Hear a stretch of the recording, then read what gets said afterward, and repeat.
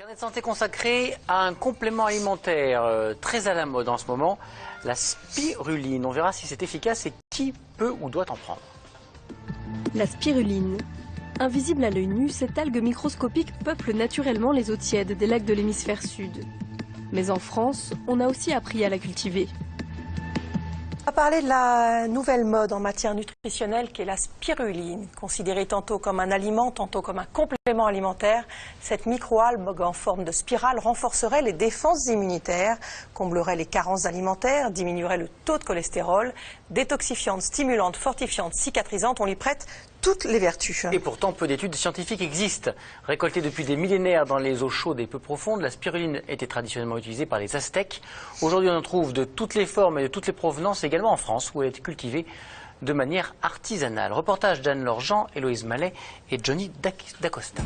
Comme beaucoup de sportifs, Sébastien est un habitué des compléments alimentaires. Cocktail vitaminé, guarana, hydrate de carbone, il a tout essayé avant de trouver son produit miracle.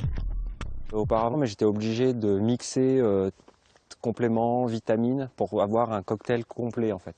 Alors que là, dans une petite boîte de 100 grammes, je retrouve l'ensemble des éléments indispensables au fait que je me sente bien, que je ne me blesse pas et que je suis en forme en permanence. Pour rester dans sa catégorie, cet ancien judoka a multiplié les régimes. Et comme souvent, la perte de poids a entraîné des carences, notamment en fer. Avant, je prenais des cachets que j'allais chercher à la pharmacie via une ordonnance.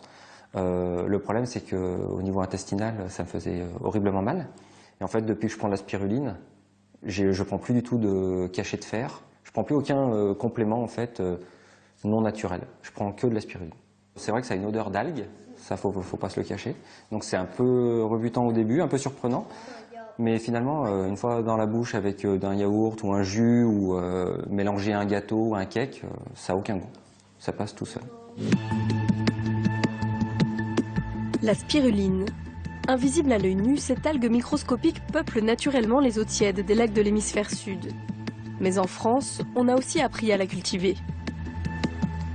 On la voit sous forme de poussière dans l'eau et chaque petit grain de poussière est une spiruline. La taille de la spiruline ici, c'est à peu près 0,05 mm de longueur, soit 50 microns.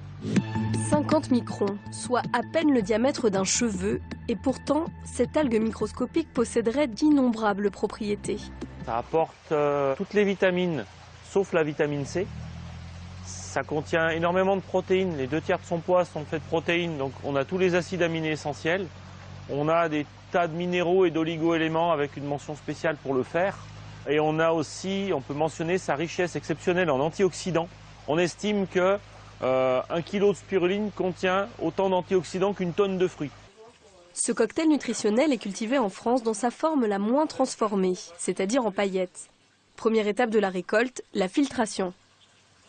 On va pomper l'eau depuis le bassin et on va faire passer l'eau à travers cette toile, qui est une toile avec des trous à 30 microns, 30 millièmes de millimètre. Voilà, qui va permettre de laisser passer l'eau et de retenir toutes les petites spirulines, tous les petits ressorts qu'on a vus tout à l'heure.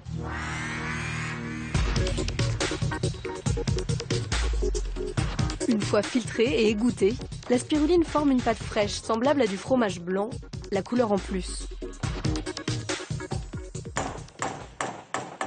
Voilà, il y a 90% d'eau dans cette pâte, qui fait que 10 litres de pâte vont donner, une fois sec, une fois séché, 1 kg de paillettes sèches, prêtes à consommer.